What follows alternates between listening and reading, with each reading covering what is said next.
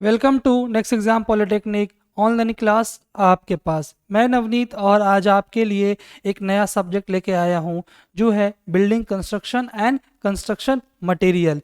इस subject civil engineering के दृष्टिकोण से बहुत ही इम्पॉर्टेंट सब्जेक्ट है। अगर आप सेमेस्टर एग्ज़ाम के लिए पढ़ रहे हो या फिर कॉम्पिटेटिव एग्ज़ाम के लिए, दोनों के लिए ये सब्जेक्ट बहुत ही इम्पॉर्टेंट है। जब आप कॉम्पिटेटिव एग्ज़ाम की तैयारी करते हैं तो ये जो हमारा सब्जेक्ट है अकेले 20 से 25% मार्क्स कवर करता है। तो इस सब्जेक्ट को हम लोग बहुत ही बेहतरीन तरीके से, बहुत ही इंटरेस्टिंग वे में पढ़ेंगे। आज की क्लास में हम लोग सिलेबस का एक ओवरव्यू देखेंगे कि हमें इस सब्जेक्ट के तहत क्या क्या चीज़ें पढ़नी है। तो जैसा कि आप स्क्रीन पे देख रहे हैं, यहाँ पे आपके सामने तीन अलग अलग बिल्डिंग्स दिखाई पड़ रही होंगी। सबसे पहला जो हमारा है ये कॉमर्शियल बिल्डिंग है, जिसमें हमारे शॉपिंग कॉम्प्लेक्स, शॉपिंग मॉल, ये सभी चीज़ें आ जाती हैं। सेकंड हमारा रेसिडेंशियल बिल्डिंग है, जिसमें हम लोग घर में रहते हैं, ये सभी बिल्डिंग का कंस्ट्रक्शन इसमें आता है। और सबसे लास्ट वन जो है आपके सबसे राइट साइड में, ये जो हमारी बिल्डिंग है ये पब्लिक बिल्डिंग है, जिसके तहत स्कूल्स, ऑफिस, ये सभी चीज़ें आ जाती हैं। तो चलिए स्टार्ट करते हैं और सिलेबस का एक ओवरव्यू हम लोग देखते हैं। यहाँ पे आपके स्क्रीन पे एक लोड बियरिंग स्ट्रक्चर दिखाई पड़ रहा होगा। ये भी एक टाइप का स्ट्रक्चर है, बिल्डिंग है, जिसके बारे में हम लोग अभी आगे जानेंगे। तो बात करते हैं यूनिट नंबर 1 की। इसमें हम लोगों को ओवरव्यू ऑफ बिल्डिंग कंपोनेंट्स के बारे में पढ़ना है। 1.1 में हम लोग classification of building as per national building code group A to I, इसके बारे में हम लोग जानेंगे। तो जो भी हमारे देश में, इंडिया में बिल्डिंग का कंस्ट्रक्शन होता है, उसे हम लोग अलग अलग ग्रुप में, अलग अलग कैटेगरी में डिवाइड करते हैं, जो कि ग्रुप ए से लेकर के ग्रुप आई के बीच में वैरी करता है ना। तो इसके तहत हम लोग group A building, group B building, group C up to group I, इस तरीके से बिल्डिंग को हम लोग कैटेगराइज कर देते हैं। उसके बाद फिर हम लोग next types of construction, construction के आधार पे भी हम लोग जो बिल्डिंग्स है उसको डिस्ट्रीब्यूट करते हैं, डिवाइड करते हैं, जिसमें हम लोग लोड बियरिंग स्ट्रक्चर, है ना, फ्रेम स्ट्रक्चर, कंपोजिट स्ट्रक्चर, इसके हिसाब से बिल्डिंग्स को भी कंस्ट्रक्ट करते हैं। तो ये जो आप स्क्रीन पे देख रहे हैं ये लोड बियरिंग स्ट्रक्चर के एग्जाम्पल हैं। नेक्स्ट हम लोग यूनिट नंबर 1.2 में जानेंगे बिल्डिंग कंपोनेंट्स के बारे में, है ना। Function of building components, foundation, plinth and super structure. मतलब 1.2 में हम लोग बिल्डिंग के सारे कंपोनेंट्स के बारे में जानेंगे, है ना, कि एक बिल्डिंग के अंदर क्या क्या कंपोनेंट्स होते हैं, किन किन कंपोनेंट्स को मिला करके एक कंप्लीट बिल्डिंग का निर्माण होता है। तो इसके लिए आप ये वीडियो देखिए, इसमें आपको बिल्डिंग के सारे कंपोनेंट्स के बारे में एक ओवरव्यू मिलेगा, एक जानकारी मिलेगा। तो सबसे पहले ये जो पार्ट है हमारा फाउंडेशन हो गया, इसमें हमारा फाउंडेशन का कंस्ट्रक्शन करते हैं। उसके बाद सेकंड नंबर पे ये जो आप देख रहे हैं ग्रीन लाइन से आपको बोल्ड किया गया है, ये हमारा सेकंड नंबर का कंस्ट्रक्शन है, जो कि हमारा प्लिंथ वर्क कहलाता है। उसके बाद फिर हम लोग फ्लोर का कंस्ट्रक्शन करते हैं।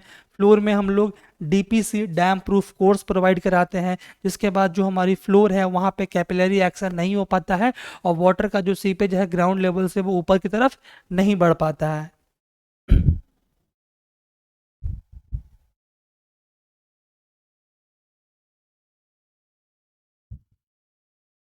इसके बाद देखिए हम लोग यहाँ पे मेजनरी यूनिट, मतलब जो भी हमारी मेजनरी वॉल है, पार्टीशन वॉल है, इनका कंस्ट्रक्शन करते हैं, है ना।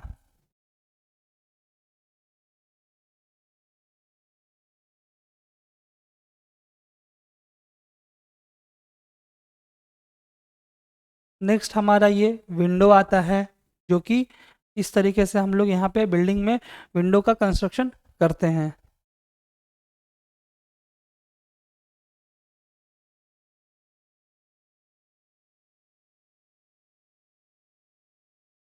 बिल्डिंग के बाद जो नेक्स्ट कंपोनेंट है वो है हमारा लिंटेल, जो कि ये भी एक बिल्डिंग का बहुत ही इम्पोर्टेंट कंपोनेंट है।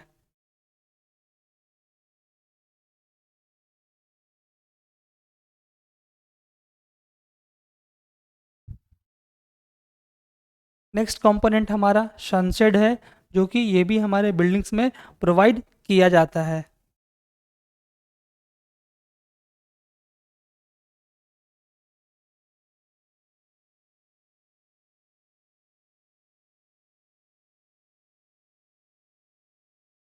नेक्स्ट जो कंपोनेंट है बिल्डिंग का, ये हमारा शिल है जो कि हम लोग प्रोवाइड कराते हैं।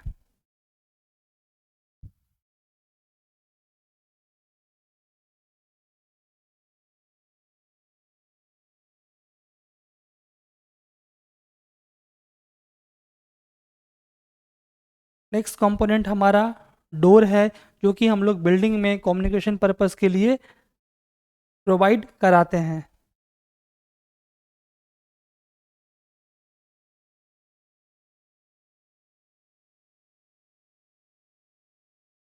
नेक्स्ट कंपोनेंट हमारा कॉलम है जो कि बहुत ही इम्पॉर्टेंट रोल प्ले करता है किसी भी बिल्डिंग के कंस्ट्रक्शन में।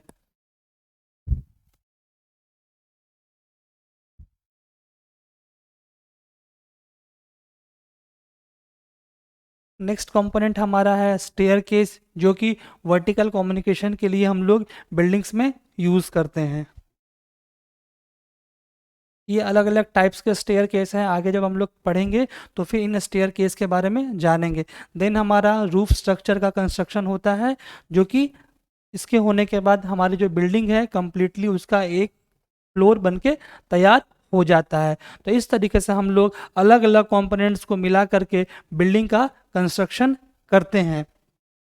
अब बढ़ते हैं हम लोग अपने नेक्स्ट यूनिट की तरफ जो है हमारा यूनिट नंबर सेकंड। इसमें हम लोग नेचुरल एंड आर्टिफिशियल मटेरियल जो बिल्डिंग के कंस्ट्रक्शन में यूज होते हैं उनके बारे में जानेंगे। सबसे पहले हमारा जो नेचुरल मटेरियल है वो है स्टोन। नेक्स्ट मटेरियल है हमारा टिम्बर, है ना। ये भी हमारा एक प्रकार का नेचुरल मटेरियल है जो कि हम लोग कंस्ट्रक्शन में इसका यूज़ करते हैं। नेक्स्ट मटेरियल है एसफॉल्ट जो कि एक आर्टिफिशियल मटेरियल है।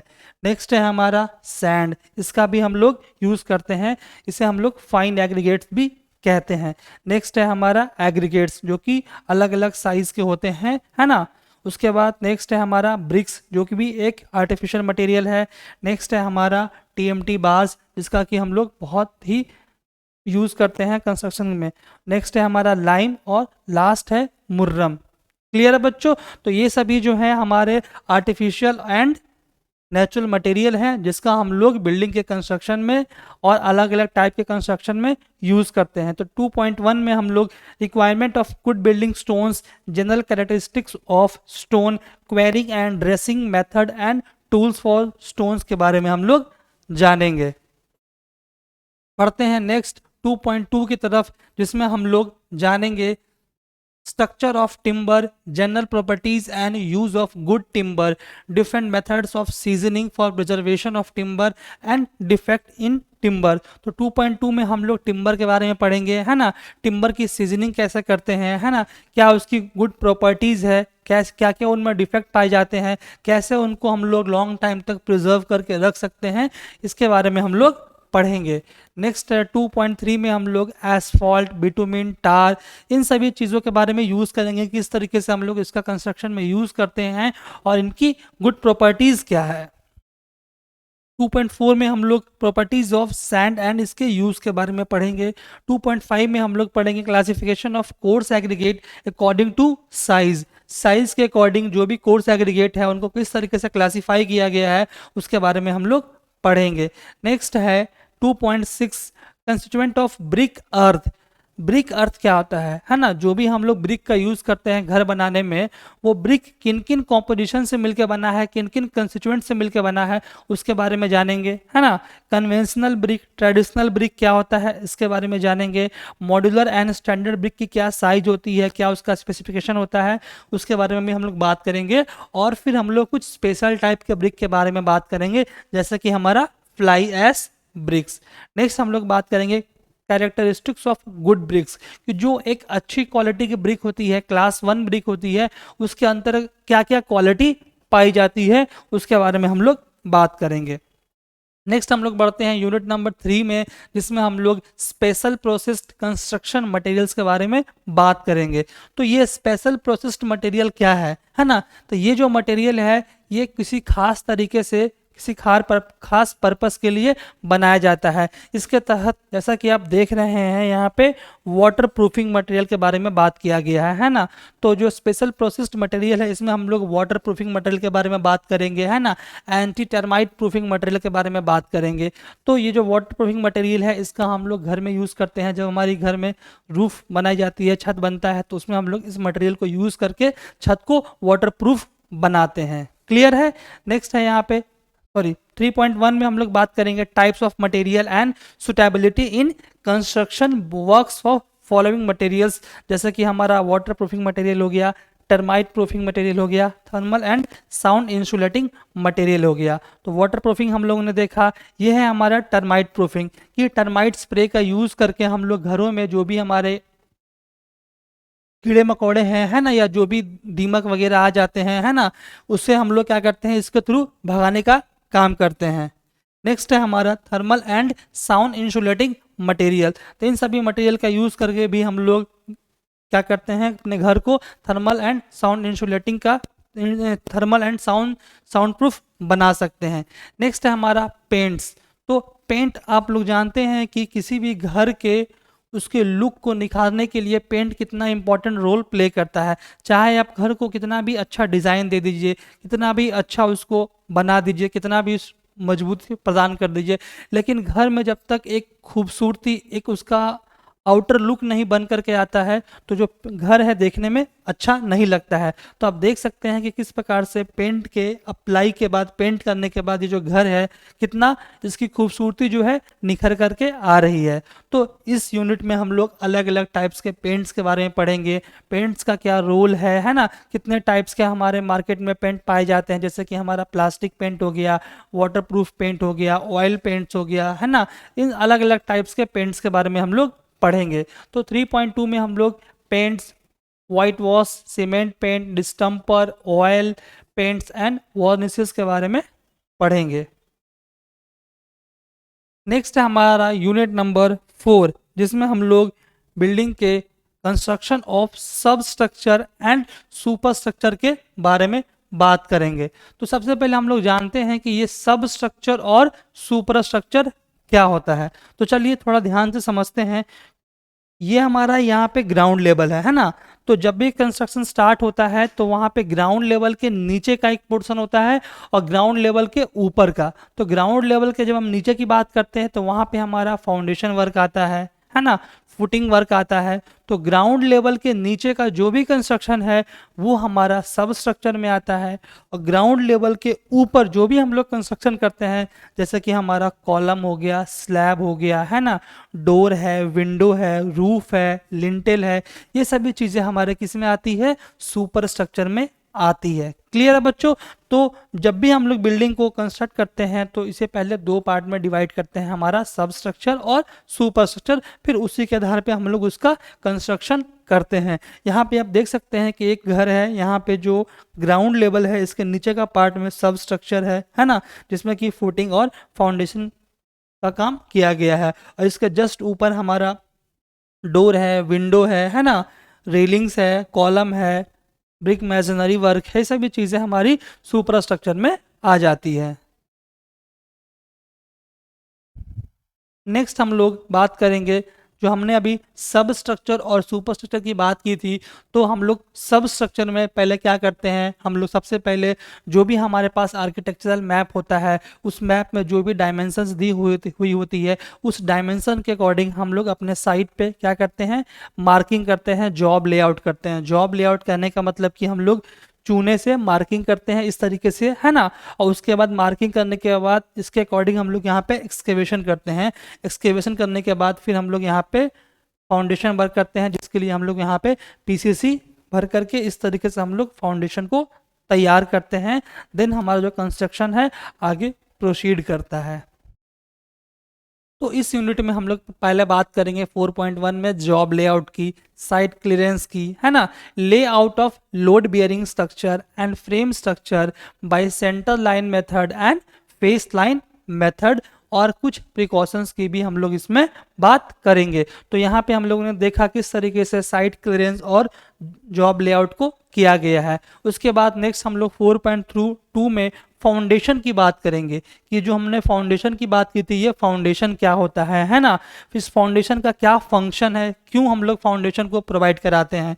तो जो ये फाउंडेशन है बच्चों, इस फाउंडेशन का बस एक ही पर्पस है कि जो भी बिल्डिंग के, जो हमारी ग्राउंड लेवल के ऊपर जितनी ऊंची बिल्डिंग है, उसके सारे लोड को कहाँ पे ट्रांसफर करना, फाउंडेशन में, ग्राउंड लेवल में ट्रांसफर कर देना, है ना। तो फाउंडेशन हमारा इसी के लिए काम में आता है। इसमें हम लोग अलग अलग टाइप्स के फाउंडेशन के बारे में पढ़ेंगे, जैसे कि हमारा शैलो फाउंडेशन हो गया, है ना, स्टेप्ड फुटिंग हो गया, वॉल फुटिंग हो गया, कॉलम फुटिंग हो गया, आइसोलेटेड फुटिंग हो गया, कंबाइंड फुटिंग हो गया, एंड राफ्ट या फिर मैट फाउंडेशन के बारे में हम लोग पढ़ेंगे। ये सभी अलग अलग टाइप्स के फुटिंग्स हैं, फाउंडेशंस हैं, इनका अलग अलग इंपॉर्टेंस है, जिनके बारे में हम लोग क्लास में डिटेल में जानेंगे। नेक्स्ट हम लोग बात करते हैं 4.3 की। इसमें हम लोग स्टोन मैसनरी के बारे में बात करेंगे, है ना। देखिए किस तरीके से स्टोन मैसनरी वर्क को यहाँ पर किया गया है। तो स्टोन मैसनरी में यूज होने वाले कौन कौन से टर्म्स हैं, उसके बारे में हम लोग बात करेंगे, जैसे कि हमारा फेसिंग, बैकिंग, हर्टिंग, है ना, hurting through stone, corner store, cornice, ये सभी हमारे टेक्निकल वर्ड्स हैं, टेक्निकल टर्म्स हैं, जो कि स्टोन मैसनरी में यूज किए जाते हैं। इसके बाद हम लोग स्टोन मैसनरी के टाइप्स के बारे में पढ़ेंगे, जैसे कि हमारा रवल मैसनरी हो गया, एस्लार मैसनरी हो गया, एंड उसके और भी जो टाइप्स हैं उसके बारे में हम लोग और डिटेल्स में जानेंगे। नेक्स्ट है हमारा ब्रिक मैसनरी।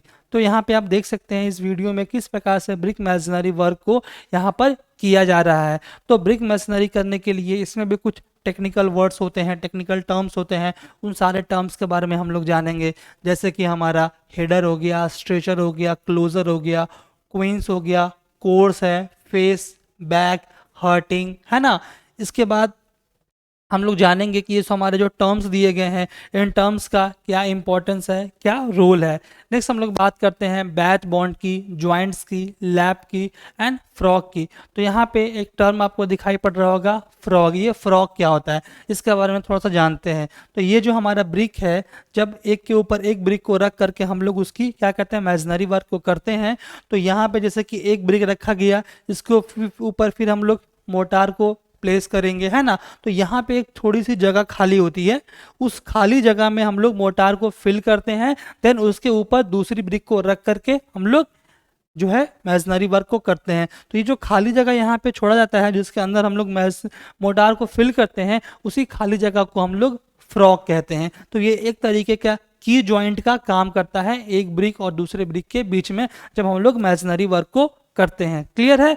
उसके बाद हम लोग बात करते हैं बॉन्ड की, है ना, कि जिस तरीके से हम लोग एक ब्रिक और दूसरे ब्रिक के बीच में पैरेलली जो हम लोग बॉन्ड्स बनाते हैं, जैसे कि एक ब्रिक हमने यहाँ पे रखा, दूसरा यहाँ, तो इन दोनों के ब्रिक के बीच में एक बॉन्ड है ना। तो ये बॉन्ड किस तरह के होते हैं, तो हम लोग इसमें इंग्लिश बॉन्ड के बारे में पढ़ेंगे, है ना, फ्लेमिश बॉन्ड के बारे में पढ़ेंगे, हमारा हेडर बॉन्ड है, स्ट्रेचर बॉन्ड है, इन सभी चीज़ों के बारे में हम लोग बहुत ही डिटेल्स में जानेंगे। उसके बाद 4.5 में हम लोग पढ़ेंगे स्कार्फ फोल्डिंग एंड शोरिंग। तो ये स्कार्फ फोल्डिंग और शोरिंग क्या होता है, इसके बारे में जानेंगे। थोड़ा सा मैं आपको एक बता दूं, एक आइडिया। ये जो स्कार्फ फोल्डिंग है, ये बेसिकली हम लोग मैसनरी वर्क के लिए या फिर प्लास्टर वर्क के लिए यूज़ करते हैं। मान लीजिए आप लोग कि जहाँ पे कंस्ट्रक्शन हो रहा है वहाँ पे एक बहुत ऊंची दीवार बनानी है ना, मान लीजिए 20 फीट ऊंची दीवार बनानी है। तो अप्रोक्सीमेटली जितनी हाइट होगी, हमारे जो भी वहाँ पे बना रहे होंगे, जैसे कि जितनी इनकी हाइट होगी, तो ये अपने हाइट के अकॉर्डिंग जो है ब्रिक का निर्माण करेंगे। लेकिन एक हाइट के बाद ब्रिक ज़्यादा ऊंची हो जाएगी, तो ऊंचा कंस्ट्रक्शन करने के लिए वहाँ पे कुछ क्या करना पड़ेगा, कोई टेबल लगाना पड़ेगा, है ना, या फिर कोई ऐसा टेम्पररी अरेंजमेंट करना होगा जिसके ऊपर चढ़ करके दीवार को और ऊंचा ये कंस्ट्रक्ट कर सकें। तो वो जो टेम्पररी अरेंजमेंट करते हैं ना, उसके ऊपर चढ़ के दीवार को और ऊंचा कंस्ट्रक्शन करने के लिए, वही हमारा अरेंजमेंट कहलाता है स्कार्फ फोल्डिंग। क्लियर है बच्चों। और जो शोरिंग टर्म है, उस ऊंचे दीवार को खड़े रखने के लिए, वो गिरे नहीं, उसको एक सपोर्ट प्रोवाइड करने के लिए हम लोग क्या करते हैं, शोरिंग करते हैं। क्लियर है। तो आई होप आपको आइडिया मिल गया होगा कि ये स्कार्फ फोल्डिंग और शोरिंग क्या होता है। उसके बाद हम लोग इसके पर्पस के बारे में जानेंगे, कितने टाइप्स की स्कार्फ फोल्डिंग होती है, क्या क्या प्रोसेस है ना, इसके इरेक्शन का, इसके डिसमेंटलिंग का, है ना, पर्पस क्या है, क्या टाइप्स है शोरिंग की, और अंडर पिनिंग, इन सभी चीज़ों के बारे में हम लोग विस्तार से डिटेल में पढ़ेंगे। नेक्स्ट हम लोग बात करते हैं यूनिट नंबर 5 की। इसमें हम लोग बिल्डिंग के कम्युनिकेशन एंड वेंटिलेशन के बारे में पढ़ेंगे। तो जैसा कि हम लोगों ने अभी तक बिल्डिंग के सब स्ट्रक्चर और सुपर स्ट्रक्चर में जो भी कंपोनेंट्स होते हैं उसके बारे में जाना, तो सुपर स्ट्रक्चर का ही एक और कंपोनेंट है हमारा डोर्स एंड विंडो, इसके बारे में भी पढ़ेंगे। ये बिल्डिंग के कम्युनिकेशंस के पार्ट है। जैसे कि आपने बिल्डिंग तो बना लिया है ना, अब बिल्डिंग्स में आने और जाने के लिए हमें एक प्रॉपर कम्युनिकेशन होना चाहिए। उसी के तहत हम लोग डोर्स को प्रोवाइड कराते हैं और विंडो को प्रोवाइड कराते हैं। क्लियर है? तो यहाँ पे इस यूनिट में हम लोग अलग अलग टाइप्स के डोर्स के बारे में जानेंगे, है ना। डोर का क्या क्या साइज होता है उस साइज के बारे में जानेंगे। क्लियर है? कौन कौन से मटेरियल्स का हम लोग डोर बना सकते हैं उसके बारे में भी हम लोग पढ़ेंगे। तो जब डोर्स की बात करते हैं तो डोर के कंपोनेंट्स के बारे में पढ़ेंगे, है ना, जिसमें हम लोग डोर के टाइप्स में फुल पैनल डोर, है ना, partially panel door, glaze door, flush door, collapsible door, rolling shutter, जिसे हम लोग अक्सर देखते होंगे जो शॉप होती है, दुकान होती है मार्केट में, उसमें रोलिंग शटर का यूज़ करते हैं कि नीचे से उसको अब ऊपर करने के बाद जो दुकान है खुल जाता है, शटर ओपन हो जाता है, और वापस से जब नीचे करते हैं तो वो रोल होकर के नीचे आ जाता है। तो इस तरीके से ये हमारा रोलिंग शटर होता है। फिर रिवॉल्विंग डोर्स होता है ना, ग्लेज डोर्स होता है ना। साइज डोर क्या साइज क्या है इसके बारे में भी हम लोग जानेंगे। अब जो डोर की साइज होती है इसे ब्यूरो ऑफ इंडियन स्टैंडर्ड्स के द्वारा रिकमेंड किया गया है ना। ऐसा नहीं कि हमने घर बनाया और घर में अपने मर्जी के हिसाब से जितना मर्जी उतनी हाइट का उतने विड्थ का जो डोर है हमने बना लिया, है ना। ये डोर की जो साइज है वो डिपेंड करता है अलग अलग बिल्डिंग्स के अकॉर्डिंग। जैसे कि हमारा जो रेसिडेंशियल घर है उसमें डोर की साइज कुछ और होती है, अगर कोई कॉमर्शियल बिल्डिंग है वहाँ पे डोर की साइज कुछ और होती है, अगर कोई गोडाउन है वहाँ पे डोर की साइज कुछ और होगी। तो अलग अलग बिल्डिंग्स के हिसाब से ये डोर के साइज को निर्धारित किया गया है। क्लियर है? नेक्स्ट बात करते हैं विंडो को। तो विंडो बेसिकली किसी भी घर में किसी भी बिल्डिंग्स में वेंटिलेशन पर्पस के लिए प्रोवाइड किया जाता है। क्लियर है? इसमें हम लोग बिल्डिंग के कंपोनेंट्स के बारे में जानेंगे, कितने टाइप्स के विंडो होते हैं, जैसे कि हमारा full panelled window, partially panelled window, glazed window, wooden window, steel window, है ना, aluminium window, sliding window, lowered window, way window and window के साइज के बारे में जानेंगे कि जो size bureau of Indian standards के द्वारा रिकमेंड किया गया है, ठीक उसी प्रकार से जिस प्रकार से हम लोगों ने डोर के बारे में बात किया। एट लास्टली हम लोग वेंटिलेटर्स की बात करेंगे, ये भी हमारा वेंटिलेशन पर्पस के लिए दिया जाता है। नेक्स्ट है हमारा यूनिट नंबर 5.3। इसमें हम लोग बिल्डिंग के वर्टिकल कम्युनिकेशन की बात करेंगे। वर्टिकल कम्युनिकेशन का क्या मतलब हुआ कि बिल्डिंग में बहुत सारे फ्लोर्स होते हैं, है ना, ग्राउंड फ्लोर से फर्स्ट फ्लोर, फर्स्ट फ्लोर से सेकंड फ्लोर। तो एक फ्लोर से दूसरे फ्लोर पे जाने के लिए कौन सा जो सुविधा है वो प्रोवाइड किया गया है उसके बारे में जानेंगे। तो इसके तहत हम लोग एक फ्लोर से दूसरे फ्लोर पर जाने के लिए स्टेयर्स का यूज़ करते हैं या फिर हम लोग एलिवेटर्स का, लिफ्ट का यूज करते हैं। क्लियर है बच्चों? तो इस यूनिट में हम लोग स्टेयर केस के बारे में पढ़ेंगे, है ना, और लिफ्ट, एलिवेटर्स, एस्केलेटर्स, इन सभी चीज़ के बारे में हम लोग जानेंगे। तो यहाँ पे आप देख सकते हैं अलग अलग टाइप्स के आपको स्टेयर्स दिखाई दे रहे होंगे। 5.3 में हम लोग वर्टिकल कम्युनिकेशन में mean of vertical communication, staircase, ramps, lift, elevators and escalators, क्या क्या टर्म्स जो हैं स्टेयर केस में यूज़ किए जाते हैं, जैसे कि हमारा स्टेप्स हो गया, ट्रेड हो गया, राइजर हो गया, नॉइजिंग हो गया, सॉफिट हो गया, है ना, वेस्ट स्लैब हो गया, है ना, वैल्यूस्ट्रेड, स्कॉटिया, इन सभी चीज़ के बारे में हम लोग देखेंगे। इसके अलावा hand rails, newel post, landing, headroom, winder and types of stair case on the basis of shape के अकॉर्डिंग स्टेयर केस को कितने टाइप्स में डिवाइड किया गया है उसके बारे में भी जानेंगे। जैसे कि हमारा स्ट्रेट हो गया, डॉग लेग स्टेयर हो गया, ओपन वेल स्टेयर हो गया, स्पाइरल स्टेयर है ना, क्वार्टर टर्न हो गया, बाइफरकेटेड हो गया, 3/4 टर्न एंड हाफ टर्न। ये सभी हमारे स्टेयर केस के टाइप्स हैं जो कि अलग अलग टाइप्स के बिल्डिंग्स में यूज किए जाते हैं। नेक्स्ट हम लोग बात करते हैं यूनिट नंबर 5.4। इसमें हम लोग बिल्डिंग वॉल फिनिशेस के बारे में पढ़ेंगे कि हमारी बिल्डिंग जो है बन करके तैयार हो गई है, अब हमें उसमें एक फिनिशिंग प्रोवाइड कराना है। तो फिनिशिंग में हम लोग क्या पढ़ेंगे? प्लास्टर वर्क के बारे में पढ़ेंगे, है ना, कि किस तरीके से बिल्डिंग में प्लास्टर वर्क किया जाता है। तो यहाँ पे आप देख सकते हैं कि किस प्रकार से बिल्डिंग में प्लास्टरिंग का काम जो है वो किया जा रहा है। क्लियर है बच्चों। अब यहाँ पे एक चीज़ आपको और देखने को मिल रही होगी कि यहाँ पे प्लास्टर करने के लिए यहाँ पे एक टेम्पररी अरेंजमेंट किया गया है, जिसके ऊपर चढ़ करके ये लोग प्लास्टर कर रहे हैं, है ना। तो यहाँ पे आप देख सकते हैं कि ये जो अरेंजमेंट किया गया है ना, ये इसलिए किया गया है कि ये जो प्लास्टरिंग वर्क है एक लिमिटेड हाइट से ज़्यादा हो गया, जहाँ तक इनका हाथ जो है ऐसे नहीं पहुँच पाता होगा, तो इसीलिए इन्होंने अरेंजमेंट किया। तो ये जो आप अरेंजमेंट देख रहे हैं जिसके ऊपर ये लोग खड़े होकर ये प्लास्टरिंग वर्क कर रहे हैं, यही अरेंजमेंट हमारा कहलाता है स्कार्फ फोल्डिंग। आई होप आपको स्कार्फ फोल्डिंग जो है क्लियर हो गया होगा, है ना। तो ये था हमारा यूनिट नंबर 5.4। इसमें हम लोग प्लास्टरिंग के बारे में पढ़ेंगे कि प्लास्टरिंग क्या होता है, इसकी नेसेसिटी क्यों पड़ी, क्या ज़रूरत थी प्लास्टर करने की, क्या प्रोसीजर है प्लास्टरिंग का, सिंगल कोट प्लास्टर क्या होता है, डबल कोट प्लास्टर क्या होता है, रफ फिनिशेस क्या होते हैं, क्या क्या प्रिकॉशंस हम लोग लेते हैं प्लास्टरिंग के दौरान, डिफेक्ट्स इन प्लास्टरिंग, पॉइंटिंग क्या होता है, नेसेसिटी क्या है पॉइंटिंग की, and types of pointing and procedure of pointing and painting. इन सभी चीज़ों के बारे में हम लोग बहुत ही डिटेल में पढ़ेंगे। क्लियर है बच्चों। अब हम लोग बात करने जा रहे हैं कि बिल्डिंग के कंस्ट्रक्शन के दौरान जो भी हमारा फर्स्ट स्टेप है ना, जैसे मैंने आपको बताया कि बिल्डिंग में दो कंपोनेंट होते हैं, एक हमारा दो पार्ट होते हैं, सब स्ट्रक्चर और सुपर स्ट्रक्चर, है ना। तो जो बिल्डिंग बनाने की शुरुआत होती है, जो फर्स्ट स्टेप होता है वो शुरू होता है सब स्ट्रक्चर से, है ना।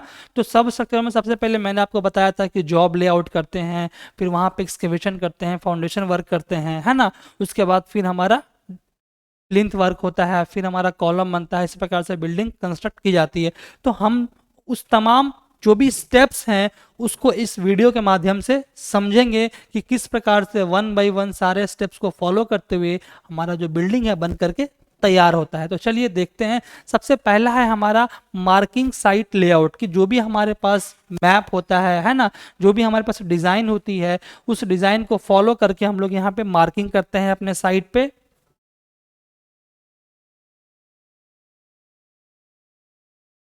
मार्किंग करने के बाद हमने क्या किया, एक्सकेवेशन किया, है ना। यहाँ पे हम लोगों ने मिट्टी को बाहर निकाला। देन हमारा यहाँ पे हमने जो एक्सकेवेशन किया था वहाँ पे हम लोगों ने पीसीसी प्रोवाइड किया, फाउंडेशन को तैयार किया। नेक्स्ट हमारा मार्किंग फॉर कॉलम। अब जो हमने फाउंडेशन को तैयार किया है वहाँ पे कॉलम को बनाने के लिए क्या करेंगे, मार्किंग करेंगे कि इस पर्टिकुलर साइज का जो है हमारा कॉलम जो है यहाँ से बाहर बन के तैयार होगा। इसके लिए हम लोग क्या कर रहे हैं, मार्किंग कर रहे हैं।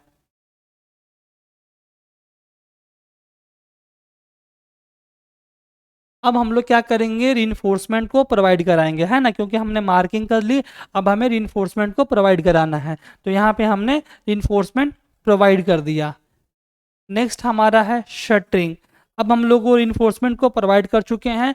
अब हमें क्या करना है, वहाँ पे कंक्रीट की फिलिंग करनी है। तो कंक्रीट की फिलिंग से पहले हम लोग वहाँ पे चारों तरफ जो है, जो भी हमारा कॉलम का एरिया है, फाउंडेशन का एरिया है, वहाँ पे शटरिंग प्रोवाइड कराते हैं, जिसके अंदर हम लोग कंक्रीट की फिलिंग कर सकें। तो ये हमारा शटरिंग किया जा रहा है फाउंडेशन का।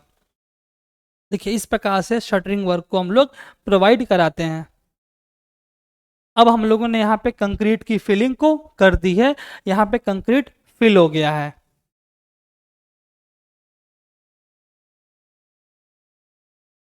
अब है स्टार्टर फॉर कॉलम। कंक्रीट के फिल होने के बाद फिर हमारा जो कॉलम है यहाँ से स्टार्ट होता है। क्लियर है बच्चों, इसे हम लोग स्टार्टर फॉर कॉलम कहते हैं। ये हमारा 8 स्टेप है। 9 स्टेप में हम लोग ground floor column casting, ground floor के कॉलम की कास्टिंग करते हैं।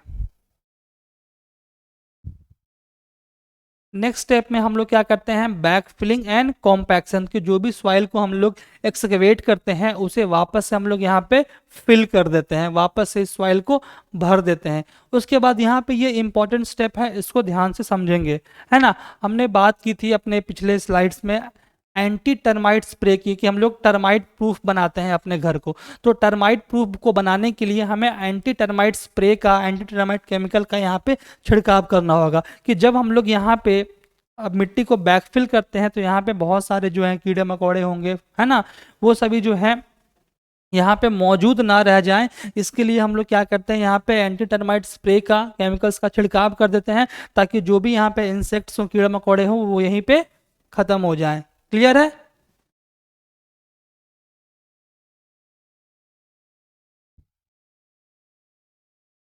नेक्स्ट स्टेप में हमारा प्लिंथ वर्क होता है, जिसके लिए हम लोग यहाँ पे पीसीसी प्रोवाइड कराते हैं। पीसीसी के द्वारा हम लोग प्लिंथ बीम को तैयार करते हैं। जो भी हमारा कॉलम फाउंडेशन से निकल के आता है उसको प्लिंथ वर्क के द्वारा जोड़ दिया जाता है।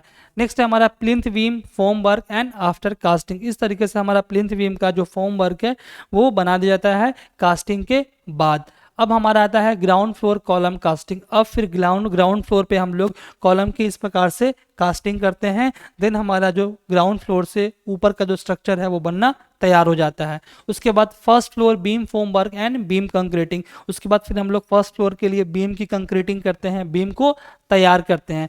नेक्स्ट है हमारा फर्स्ट फ्लोर स्लैब कंक्रीटिंग।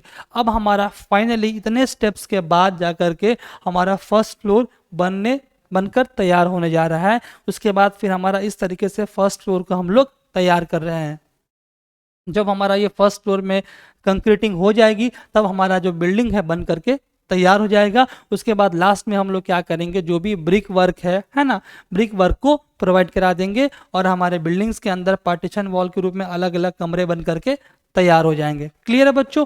तो इन सभी स्टेप्स को मिला करके जो हमारा बिल्डिंग का सारा वर्क है वो क्या होता है, तैयार होता है। इस तरीके से हम लोग अपने बिल्डिंग का स्टेप बाय स्टेप तरीके से कंस्ट्रक्शन करते हैं।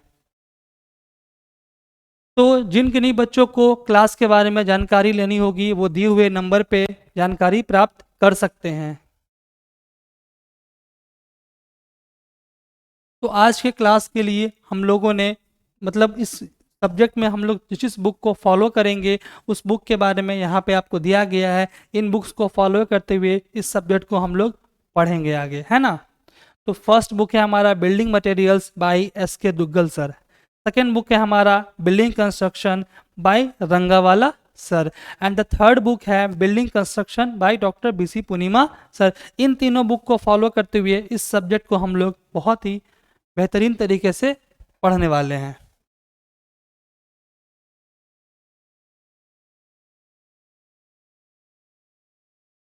तो ये था हमारा आज का सिलेबस इंट्रोडक्शन क्लास, जिसमें हम लोगों ने आज जाना कि इस सब्जेक्ट में हम लोगों को क्या क्या चीज़ें पढ़नी है। क्लियर है? तो आज की क्लास को यहीं पे समाप्त करते हैं। मिलते हैं फिर नेक्स्ट क्लास में। तब तक के लिए थैंक यू सो मच।